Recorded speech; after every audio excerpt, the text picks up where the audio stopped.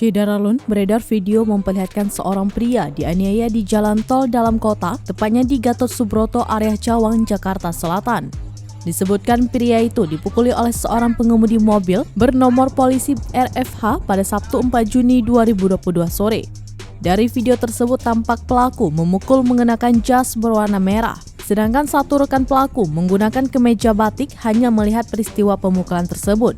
Terkait itu, Polda Metro Jaya telah menerima laporan dari korban atas nama Justin Frederick.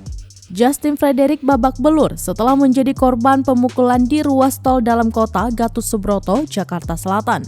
Justin ternyata adik dari artis Ferlita Evelyn. Justin juga disebut anak dari anggota DPR dari PDI Perjuangan Indah Kurnia. Kabid Humas Polda Metro Jaya, Kombes Pol Endra Zulpan mengatakan korban sudah membuat laporan ke Polda Metro Jaya. Tidak lama setelah laporan masuk, Ditreskrimum Polda Metro Jaya menangkap 2 orang pria terduga pelaku pemukulan terhadap Justin Frederick.